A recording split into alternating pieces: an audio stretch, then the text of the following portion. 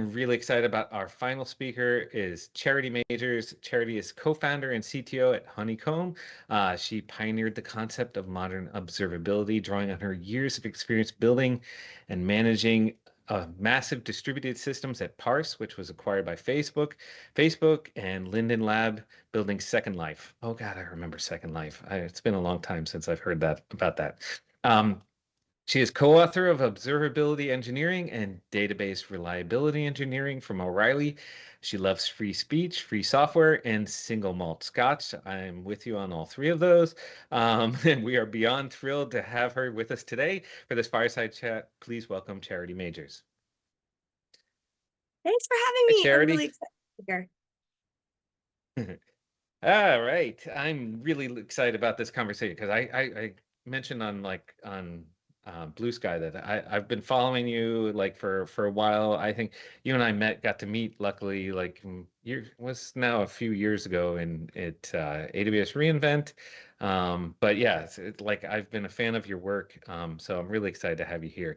Uh, for those people who don't know, know you very well. Like you're co-founder CTO of Honeycomb, which, as we mentioned, is an observability platform. But I'd love for you to share a little bit more about your journey and how you ended up founding the company, and like what problems did you see that prompted you to build Honeycomb? Oh, it was such a series of accidents and unexpected events. There's a kind of I don't know if you've never ever noticed this, but ops engineers, and I very much identify as an operations engineer. We can call it DevOps, we can call it SRE, platform, whatever, but like I am not a creator. I don't come up with great ideas. I implement and I execute them. And people like me don't typically start companies and don't get funded for starting companies if we try. And I think there's a reason for that because you really want your founder to have like this sort of reality distortion field of like, I see this vision of the future, it's glorious. And people like me are like, I see your glorious vision of the future. Here are all the ways it's going to fail and fuck and screw up and be very unlikely to ever succeed. And this is just not the kind of vibe that you want to give tens of millions of dollars to. And as a serial dropout, woman, queer, but when I was leaving Facebook for the first time in my life, I had a pedigree and VCs were willing to give me money. And I was kind of like, well, on behalf of all dropouts everywhere, I accept. Like I have a moral obligation to take this money and do something with it. But like the story behind Honeycomb, the product is, I was working at Parse. My co-founder Christine worked there too. It's mobile backend as a service, massive multi-tenant system, million mobile apps running on it. And so this was around 2014, 2015, and we were encountering basically, I feel like the center of gravity of technology right now is where we were doing microservices before there were microservices. We were dealing with, these massively multi-tenant systems, and every day parse would go down because some new app would hit the top 10 or something, and we'd be like trying to figure out from scratch. And it turns out that like fixed dashboards, metrics, log lines, they're really good at known unknowns, the problems you're going to have, the problems you see over and over again, but they're really not good at helping you cope with unknown unknowns. And, we use this tool, it's called Scuba, that like you do high cardinality slicing and dicing in near real time. The rest is history. Anyway, over the past almost 10 years, like I feel like the entire industry has just been like, moving complexity like is going like this with no end in sight. And so it's a really exciting time to be building developer tools, I think. Yeah, that's really interesting. I mean, I hear you on the if they're going to give me millions of dollars, I gotta come up with something to do with it, right? But given that background, like obviously, as you mentioned, you at Parse, you were doing kind of like microservices before microservices, and now like when you founded Honeycomb around 2016, right? So it's a lot has changed. As you said, it's gotten more complex. But what are other changes you've seen over the years, especially like about around the concept of serverless architectures and things?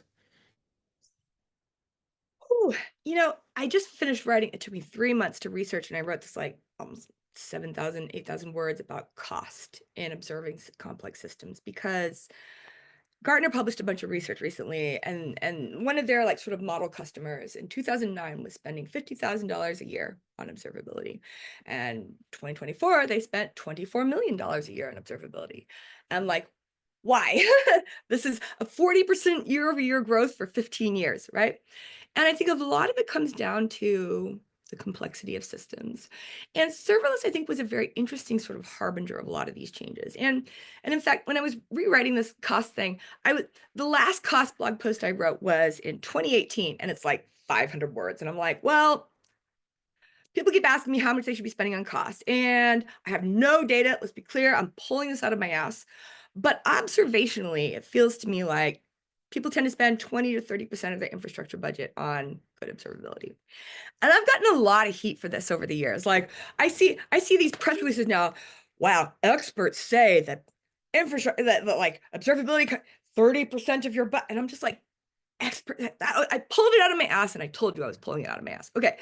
But also, I was so mentally pegged at that time to this emerging wave of pure serverless infrastructures, right? That were supposed to save all this money. And really what it did was it moved a lot of money around, right? And so I was seeing these companies, Fender, famous guitar company, right, had this pure serverless architecture where they were spending 50% of their infrastructure budget on observability. And it was still like really cheap, but it wasn't really cheap to run Fender, the guitar company, because they moved all that money to other places. So like, really, I think that like dynamism is the theme of the day when it comes to infrastructure, when it comes to observability. There are places where there's just no more monolithic solution, you know? There are no monolithic problems, there are no monolithic solutions. And so again, I think it's an interesting time to be building infrastructures. Yeah, absolutely. And I mean, I agree with you. Like the complexity has it's gotten complex, right? Like, and it ultimately, okay, so we move money around, things didn't really get cheaper. So what is there still like a strong argument? I mean, I've seen people even go so far as to say, "Yeah, you know what, we're going back to, forget serverless. We're going to move everything back to on-premise, like host our servers and et cetera." And I mean, I having been there for that, there was a reason we made this change. So going back doesn't seem to me to make a lot of sense. But it's harder to sell the benefits. So how do Yeah, you sell the famously, benefits of it? like DHH, like we're going back to on-prem, you know? And what I would say is this, there is no substitute for knowing your use case. You got to know your use case. You got to know your business case, your use case. You got to understand the range of options. Whenever we're talking also increasingly these are data problems, right? And when it comes to data, you got to know your use case. Or like data has gravity. The decisions you make have ripple effects. They become very difficult to undo. We have more options, more choices than ever. But also, I think it's very important for technologists to keep in mind there was almost never just one way to do something, right? There are a bunch of different ways to skin a cat, to use a terrible metaphor. There are a lot of different ways. You look at the tools you have, where you're starting from, you you make a plausible case, right? And you implement it.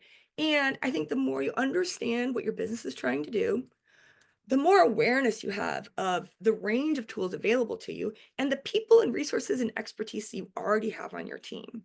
And then you try to make a good decision. And serverless is an incredibly powerful tool to have in your toolbox, right? It is like an order of magnitude or two orders of magnitude cheaper to, like we here's something people might not know. We use Lambda jobs basically as a query planner for our database, our self-written, self-hosted database. We run, our query planner lives in Lambda jobs. And it would not be financially possible to run a system like Honeycomb in a cost-effective way if it wasn't for that. So we find a use case and use it, and it's magic. Yeah, I think that makes so sense. It's just it goes against the the way the industry works, where it's like we're always selling you on the latest and greatest thing, and this is the thing that's going to solve all your problems, so you need to throw all your money into it. On that note, I want to talk a little bit about edge computing, because it seemed like a couple years ago we were like, everybody was like, oh, we're going to move everything to the edge and serverless on the edge, etc. And then, I was like, have we hit that trough of disillusionment around edge, or is it really people have finally figured out like what works on the edge versus what doesn't? I am probably not the best person to speak to this. This is one of these arguments that I very much observed from afar. I'm like, boy, this sounds like familiar. So I love the term trough of disillusionment. Um, I don't know. It seems to me like a very powerful tool. And again, the hype cycle, it's our jobs, as people who start companies, people who try to get new users, to give the optimist's take on how good a technology or a solution could be. And for most people, it never lives up to that hype, but it doesn't mean there's nothing there, right? Which is something I think about a lot every time we get these really big hype cycles for AI, for example. Um, but yeah, no, I think that I think that we're in the dip that you referenced. Yeah, yeah, and it is hard to kind of, I think, separate out the from the hype from what is useful. Part of me gets Because frustrated with the nobody's industry. lying. Nobody's lying, right? No, It's our jobs to be like, here's what's possible, right? And it takes a while to sort out what is possible from what is viable, right? And what is right. of enough net benefit to adopt something new with all the friction and the learning that that entails. And as much as we may try, there's some things you just don't know until you've tried. And this is why I really love the sort of like the framework of early adopters and early majority and stuff, because you can learn from your mistakes and you can learn from other people's mistakes, but somebody's got to be out there making the mistakes or we're never going to progress. Yeah, yeah, true. I mean, I think like for instance, for me, like speaking on the edge computing, I think it is super useful. It's just it wasn't super useful for everything. Moving everything to the edge never made any sense. It was always like, okay, there are things, going back to your point earlier, that make a lot of sense to move to the edge, right? Like you figuring out the use case, but something where my database is sitting in a region here, and I'm deploying stuff to an edge all the way out in Japan, and my region is in the US East, like doesn't make any sense. Like you're just actually making things slower inadvertently. But it took a while for people to kind of figure this out. And this is why, if I could be the Surgeon General and slap warning labels on everything, I would make it a mandatory disclosure of context. This is the context in which I am giving this advice. This is the context in which it worked for me, right? Because I feel like absent that context, it's it's not very useful, right? Nobody's lying again, but like the situation and the specification, the more detail you can give about in what situation, what context did this work for you, oh, the better. Yeah. Speaking of the hype cycles, let's talk about AI a little bit. So, most of these, we've seen a big transition from like a lot of cloud services now becoming very AI centric, where like, people are now deploying these AI workflows and everything.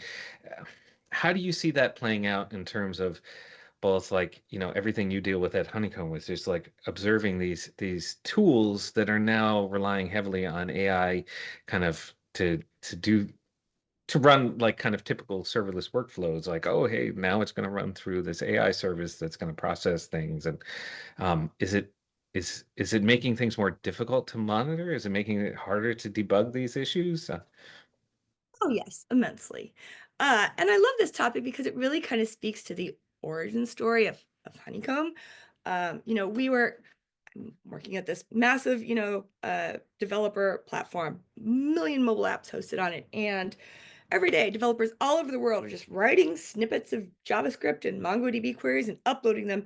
And we just had to receive them and make them work.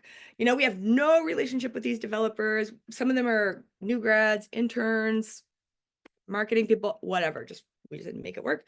And I feel like this is what the entire industry is going through right now, is this unprecedented influx of software of unknown origin. And this is a problem because historically, the way we've learned to debug and react to problems in these systems is by finding the expert, right? An alarm goes off, you go and you look, you figure out who made the change or what the change was, and then you find the person who did it, who's an expert in this. Well, what happens when there are no experts because nobody actually deeply understood it to begin with? Great question. I think this is what the entire industry is dealing with. I also feel like one of the problems with AI is that you say AI and it could be anyone from like so many different things, right? The way you generate the code, the way you generate the instrumentation, the way you ingest the software, the way the way you export the telemetry, the way that you do anomaly detection, the way you surface that, the way that developers are on their workstations. There are so many places where AI, enabled assisted tools are injecting change and chaos and complexity.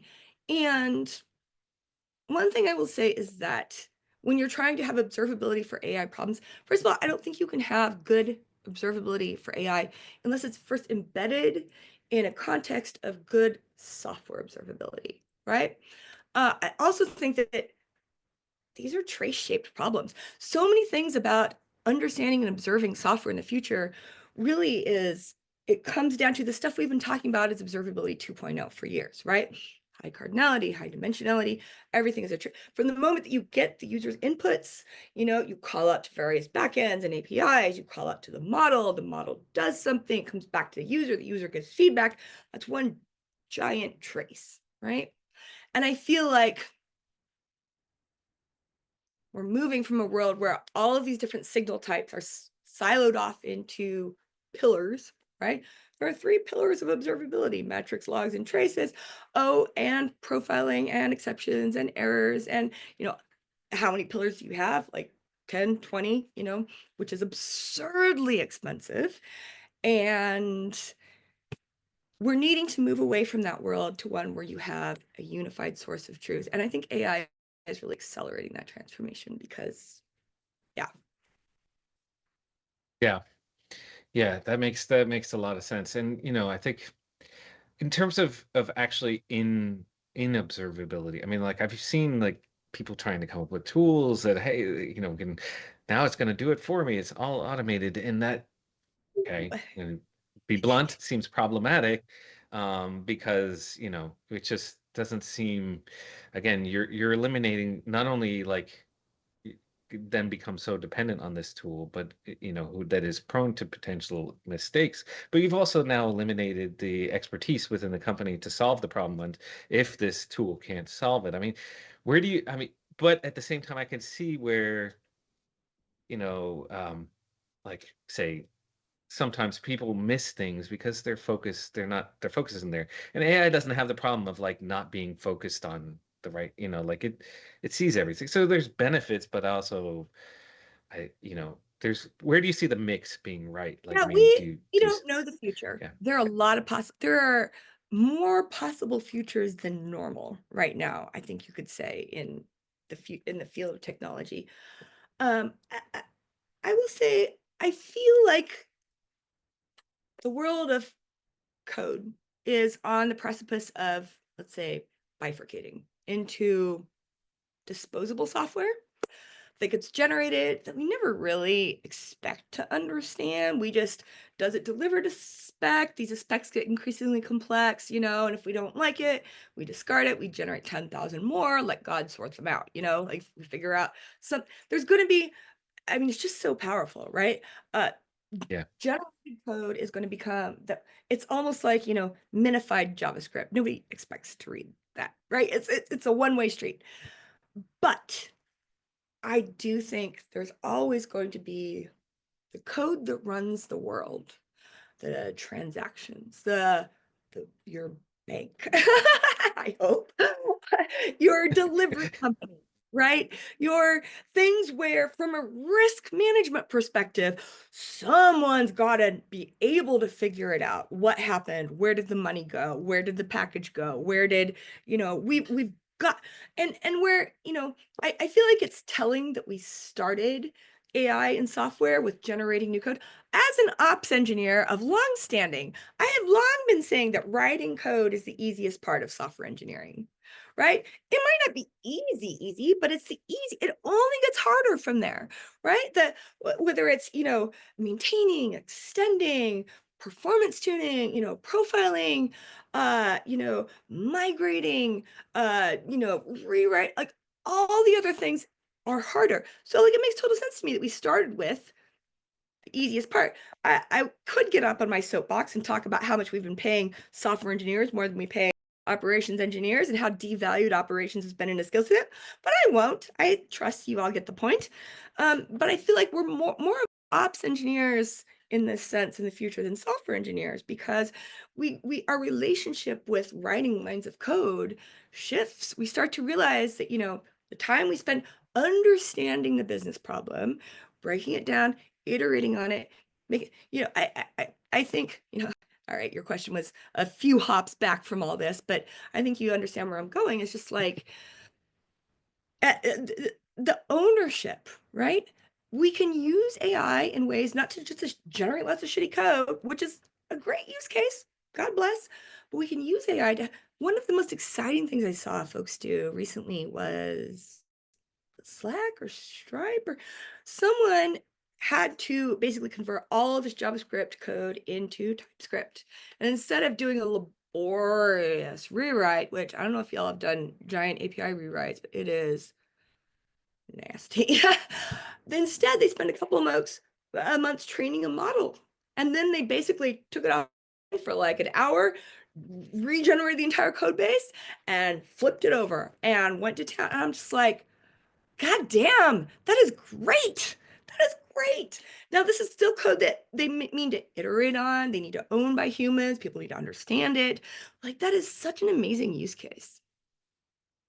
Yeah, yeah. I mean, I think it's one of those same thing as we were talking about. It's one of those things where I feel like it's definitely useful. We just have to refine down to which things it's useful for. Yeah, And and you we know, don't know what the ceiling is going to be on some of these technologies, and we're very bad at guessing.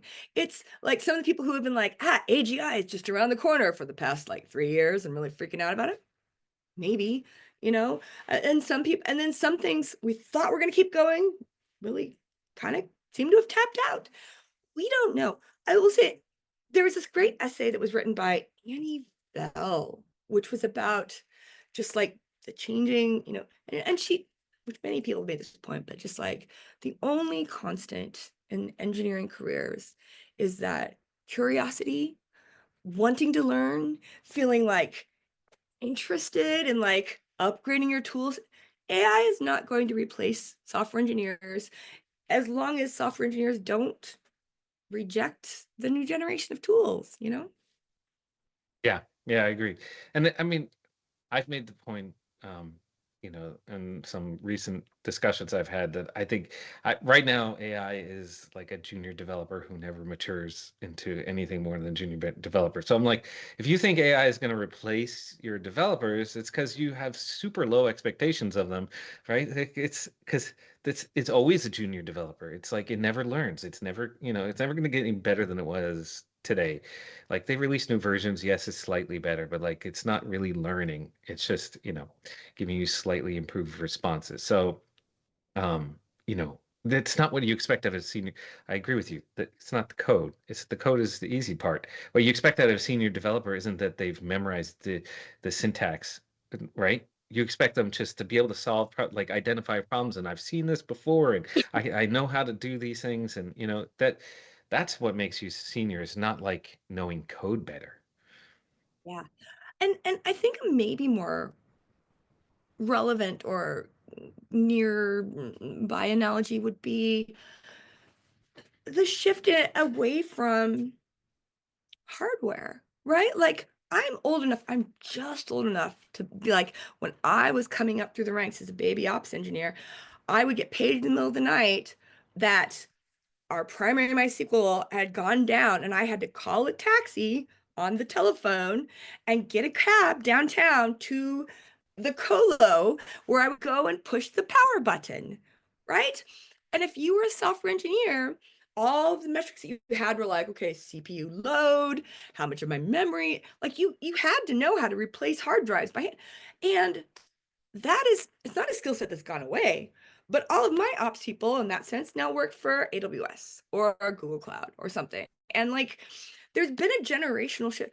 I still feel like the best debuggers I've ever met have had some exposure to hardware and to the Linux command line and to slash proc and all the things under there. But there's a whole generation or two generations of engineers who have come up since then who don't have it, who somehow managed to get by. Yeah.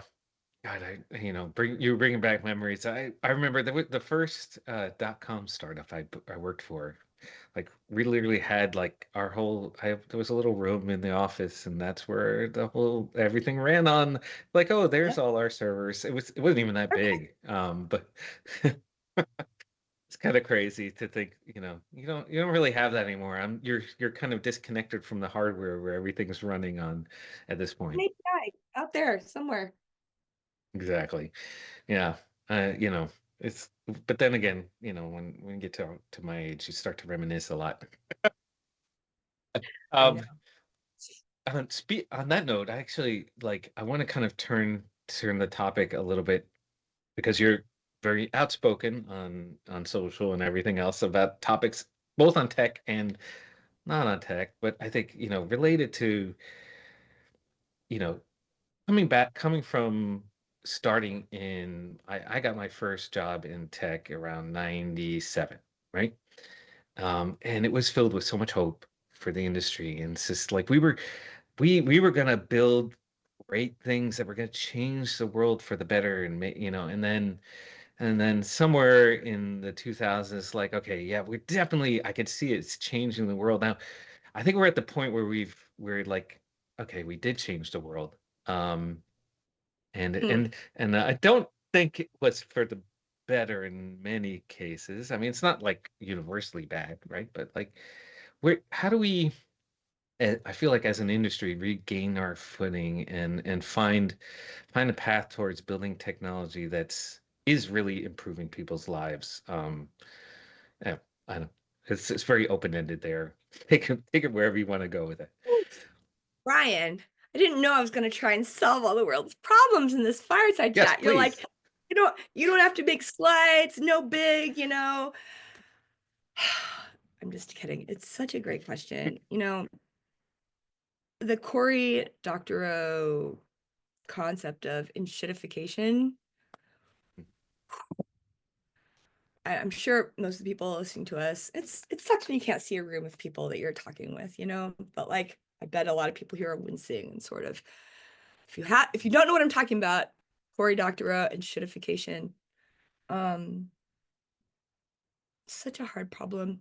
Um, I should recap. Enshittification, basically, if I can encapsulate, he's like, look, these big companies, correct me if I don't get this right, Brian, but he's like, these big companies, they start off giving the excess value that they generate back to users, like Amazon, right? All cheapest you could possibly get went to the customers.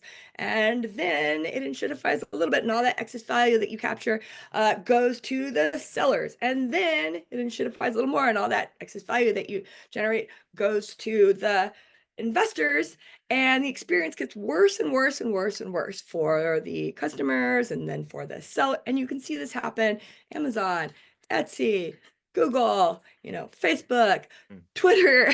Experience gets worse and worse as soon as you've got these like monopolistic big companies, and they're subject to market pressures. And and I will add one, which is there was this great publication by, oh, I'm like brain freezing on their names, but like this husband and wife team who run like a people consulting agency. They were like, and then there's the enshittification of work. And like, look, okay, so like 3 years ago, the job market, employers felt like they had to woo, to like compete for employees. And so they were so like good to them and perks and stuff. And now, just a few years later, like How has your recruitment pipeline changed? How is the way you treat your prospects changed? How is the way you treat your employees changed?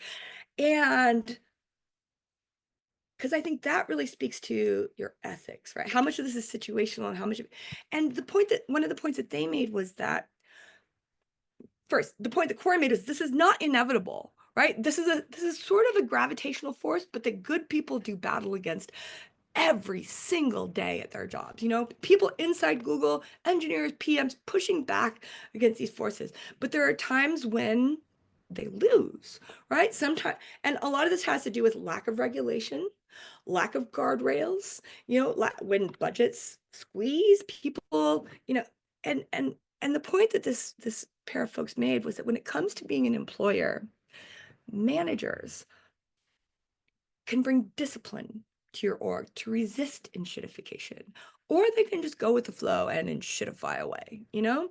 And I love that framing. It's not inevitable, right? Yeah, which is not to say that when market conditions change, you don't have to tighten your belt. Sometimes lay people off, sometimes you make harder choices.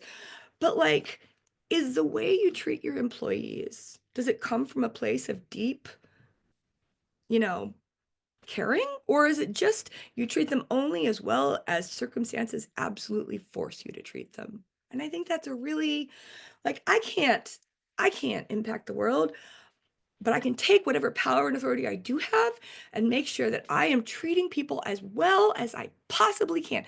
And if you have to lay people off, if you have to let people go, there is such a wide variation in how you can do that, right?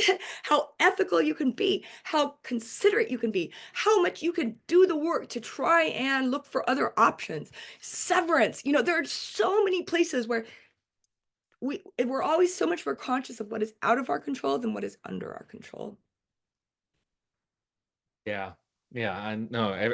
I'm like nodding throughout that, saying like, yeah, totally. I agree. And it's part of even what's driven me, like in terms of finding places that it's gotten harder and harder to find places that do believe in that, like that are treat their employees right, that, care about them. Because I think there was a lot of we care signs put up, not a lot of Part of we that, though, we Brian, care in part of action. that is because it's not enough to just care about your employees.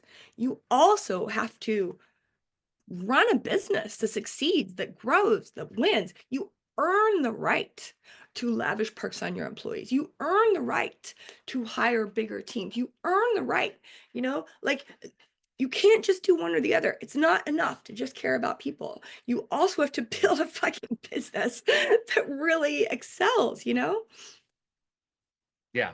Yeah, no, it's a difficult challenge. I mean, I think the easy route is ultimately like just the easier route is just to kind of take those resources and drain them for everything they have when you don't have the right answers for building the business, right? Like it's like, okay, well, I don't know what the solution is, but I know I can get more out of these people and yeah.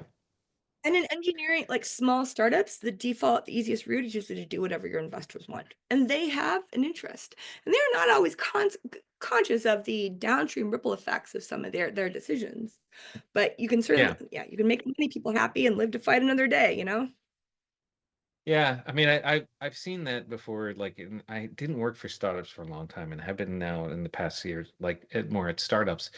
And one of the things that is that there is that pressure. And I think um, what I've seen is investors aren't trying. Obviously, they have a vested interest in this business doing well, right? Like, and it's not that they have necessarily bad advice, but it tends to be like one size fits all advice, because it's like I've seen this in these 10 different companies that I've helped and it mostly worked. So here's that my advice to you, founder. This is what you should do. But I think, I don't know. I've never been in those shoes. You have been, but there's a part of it like you can take that and say, okay, now how do I apply that here in a way that works for us? It doesn't necessarily mean you just do what they say. You take it and say, okay, this is a kind of best practice, but it's not necessarily in a structured manual, right? It's broad, and I can do with it what I need to. Yeah, Exactly. yeah. Okay. Well, I will tell my bosses that I'm right about that. There you go. Uh, yeah, and so, speaking on that note, the last topic I want to go is, you know, we were talking a lot about careers in tech. Uh, what do you like? What would be your advice if you were giving advice to people kind of starting out? Because now is a really tough time to break into the industry. Not just because of layoffs. The layoffs are one thing, but then the interview process is a nightmare. And so like, what I've talked to a lot of people trying to break in or just even get back in on the job, like have been laid off and trying to get a job.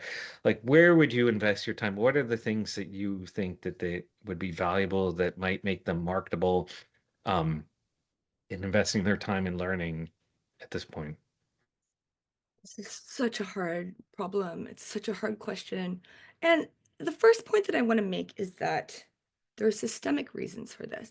I feel so fucking lucky that I got into tech when I did. When we were Me all too. like you, everybody was just kind of figuring stuff out together. And so if you could find your way around the Linux command line, you could swing some web code, you could figure stuff out, you could get a job, right?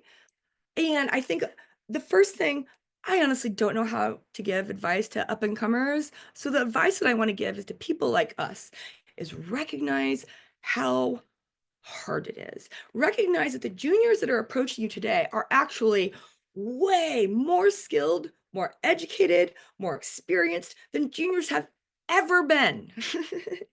Any new hire, whether it's junior or senior, is not going to be productive immediately. It's going to take them a few months. You have to invest in them before they become productive. Juniors are an essential part of the ecosystem. You can't have a staff plus or a principal engineer without a lot of juniors for them to like orchestrate and stuff like that. That work just doesn't exist without lower levels. Some of the most productive people I have ever worked with have been intermediate engineers because they're not constantly getting pulled around in this meeting or that meeting or this coordinate. They just put their headphones on in the morning, they go down and they just crank. They crank features, they crank diffs, they're writing, they're just cranking shit out. And let me be honest, most of the problems engineering wise that we have to solve in this industry are not that hard. They just need someone to really own the consequences, to really care, and it's an ecosystem, right? We need fresh blood coming in. We need people keeping us honest about how complex are these systems. The questions that juniors ask are the work that you do to answer those questions gets reused over and over and over and over again. And so if you're a junior, oh my God, my little sister graduated with an engineering degree about 7 years ago, and that's when I became sensitive to just how difficult this is. I wish I knew what to say. That the advice that I would like to give is I wrote a long piece in Stack Overflow a year ago, God, about how AI is not going to build your engineering team for you. And towards the end of that piece, I point out that I know of a lot of places that have, in recent years, begun a new program to hire and onboard and train junior engineers. Every single one of them is so glad that they did it. And every single time, this was not driven by managers. It came from engineers because so many things about running a high performing engineer sound absolutely counterintuitive to higher level managers. And this trickles down. Engineers know what builds a high performing engineering team. And this starts with having a pipeline of fresh blood. Engineers know this. Every place that I know of that has brought up a new program for is because engineers fought for it and made it happen. Yeah. I want to follow on 2 points you made. First of all, that I started my career at a time when, I mean, like, honestly, I can't give advice because I barely knew what I was talking about. I could build a website because I taught myself more or less, and like, I didn't even go to school for it. And but they were so desperate. It was like, well, you built this? hired, done. So it's hard for me. Like people ask, like, well, what advice would you give? It's like, I mean, it's hard for me. It was super Engage easy your back then. dropouts. Yeah, it's so Yeah, easy.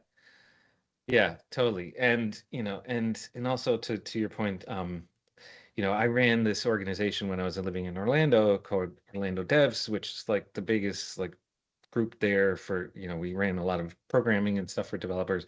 And people like, I remember people coming up to me, these guys, we've been trying to hire a senior engineer for like 2 years and we can't find anybody. And I'm like, do You you could know have what you built could have done more in of two them in that years? time. I know. I'm like, but then you tell them like, okay, well, why don't you look at, I've got a lot of like junior folks who, oh, we just don't have time to ramp them up. And like, it's been Thank two you for making that years. point. Thank you. I see It's this like, too. yeah. There's this Anyway, impression. It's like when you say junior, they hear incompetent, can't contribute. yeah, yeah. And the thing is, Brian, when you and I were juniors, that was true. But